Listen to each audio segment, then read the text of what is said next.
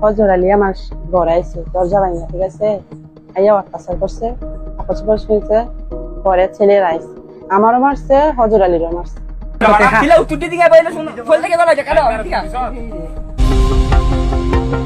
কুমিল্লার মুরাদনগরে ঘটে গেছে ভয়ঙ্কর একটি ঘটনা।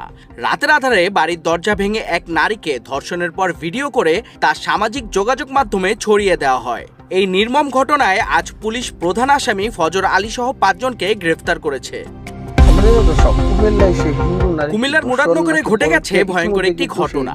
রাতের আধারে বাড়ির দরজা ভেঙে এক নারীকে ধর্ষণের পর ভিডিও করে তা সামাজিক যোগাযোগ মাধ্যমে ছড়িয়ে দেওয়া হয়। এই নির্মম ঘটনায় আজ পুলিশ প্রধান আসামি ফজর আলী সহ 5 জনকে গ্রেফতার করেছে। কুমিল্লা জেলার মুরাদনগর উপজেলার বাহেরচর 5 কিত্তা গ্রামে বৃহস্পতিবার গভীর রাতে এই ধর্ষণের ঘটনা ঘটে। মাত্র 25 বছর বয়সী এক নারী ছিলেন ঘটনার শিকার। ওই রাতে ঘরে ঢুকে ফজর আলী আমার ঘরে আইছে দরজা ভাঙা, ঠিক আছে, আইয়া অত্যাচার করছে, আপস শুনছে, পরে ছেলের আইছে, আমারও মারছে, হজর আলীরও মারছে। এবার কুমিল্লার মুরাদনগরে বিভ্রষ্ট করে ভিডিও ধারণ ও মারধরের ঘটনায় নতুন মোড় নিল। জানা যায় ভুক্তভোগী নারীর পরিবারের কাছে টাকা পেতেন অভিযুক্ত ফজর আলী, আর তা নিয়েই বনিবনা না হওয়ায় সেদিন রাতে জোর করে ঘরের দরজা ভেঙে ভুক্তভোগীর সর্বনাশ করেন এই অভিযুক্ত ফজর আলী। আর এই ঘটনার পরপরই এক ছাত্রলীগ নেতার নেতৃত্বে তাদের পাকড়াও ভিডিও ধারণ ও মারধর করা হয়, যার ভিডিও নিয়ে এর মধ্যে সারা দেশে তোলপাড় শুরু হয়ে গেছে। এই ঘটনায় এখন পর্যন্ত প্রধান অভিযুক্ত সহ 5 জনকে গ্রেপ্তার করেছে পুলিশ। তবে ভুক্তভোগী নারী এখন মামলা তুলে নিতে চাইছেন। এছাড়া আদালত মুরাদনগরের এই ভাইরাল হওয়া ভিডিও 24 ঘন্টার মধ্যে অনলাইন থেকে সরিয়ে ফেলার নির্দেশ দিয়েছেন। জানা গেছে এই ঘটনায় অভিযুক্ত ফজর আলীকে গ্রেপ্তার করেছে পুলিশ। তাকে ঢাকার সায়দাবাদ থেকে গ্রেপ্তার করা হয়। আর এই ঘটনার ভিডিও ধারণ ও সামাজিক যোগাযোগ মাধ্যমে তা ছড়িয়ে দেওয়ার অভিযোগে আরো 4 জনকে গ্রেপ্তার করা হয়েছে। তারা হলেন ওই গ্রামেরই যুবক অনেক, সুমন, রমজান ও বাবু। পুলিশ জানিয়েছে ভুক্তভোগী ওই নারী 15 দিন আগে স্বামীর বাড়ি থেকে বাবার বাড়িতে বেড়াতে আসেন। গত বৃহস্পতিবার রাতে বাবার বাড়িতে কেউ না থাকায় আনুমানিক রাত 10টার দিকে অভিযুক্ত ফজর আলী ওই নারীর ঘরের দরজা ভেঙে তাকে জোরপূর্বক ধর্ষণ করেন।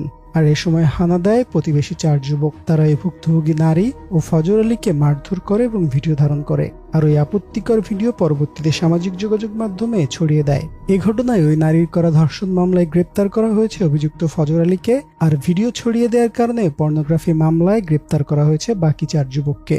জানা যায় আটককৃতদের একজন ছাত্রলীগের নেতা, তার নেতৃত্বে এই আপত্তিকর ওই ভিডিও ধারণ করা হয়, যার একটি ভিডিও সামাজিক যোগাযোগ মাধ্যমে ছড়িয়ে পড়েছে, যা নিয়ে চলছে তুমুল সমালোচনা। তবে বিশেষভাবে বলতে হয় এই ঘটনায় পুলিশ পূর্ণাঙ্গ ব্যবস্থা নিলেও এখন উল্টো সুর ভুক্তভোগী নারীর মুখে। জানা গেছে ভুক্তভোগী নারীর স্বামী চান না, তাই তিনি মামলা তুলে নিতে চান। সেজন্য তাকে কেউ চাপ দেয়নি, টাকাও দেয়নি। শুধু তিনি বলেছেন তার স্বামী বলেছে সম্মান যা যাওয়ার গেছে, মামলা করে কোনো লাভ নেই। এছাড়া ভুক্তভোগী ওই নারী সাংবাদিকদের জানিয়েছেন তার মা অভিযুক্ত ফজর আলীর কাছ থেকে কিছুদিন আগে 50,000 টাকার ঋণ চান। টাকা লেনদেনকে কেন্দ্র করে অভিযুক্ত ফজর আলীর সাথে মোবাইল ফোনে যোগাযোগ হতো ভুক্তভোগী নারীর। সেই থেকেই এই ঘটনাটি এতদূর পর্যন্ত গড়িয়েছে। সব মিলিয়ে বোঝা যাচ্ছে ভুক্তভোগী নারীর সাথে অভিযুক্ত ফজর আলীর আগে থেকেই ঘনিষ্ঠ সম্পর্ক রয়েছে। তো ভিউয়ার্স, এই ছিল আজকের ভিডিও। এ নিয়ে তোমাদের অভিমত কি জানিয়ে দাও কমেন্ট করে। আমরা যেটা শুনেছি আপনার সাথে আগে ফজর আলীর সম্পর্ক ছিল, সেই সম্পর্কের ইয়েতে আপনার কাছে আসছে। এখন আপনি যদি মামলাটা তুলে ফেলেন সেক্ষেত্রে আমরা কি ধরে নিতে পারি আপনার সাথে আসলে সম্পর্ক ছিল ফজর আলী? না, আগে কোনো সম্পর্ক ছিল না, টাকা পয়সা নিয়ে কথা হয়েছে। সম্মানিত দর্শক, আশা করি সকলে পুরো ভিডিওটি দেখলেন। এই ভিডিও সম্পর্কে অবশ্যই আপনাদের মতামত ভিডিওর কমেন্ট বক্সে লিখে জানাবেন।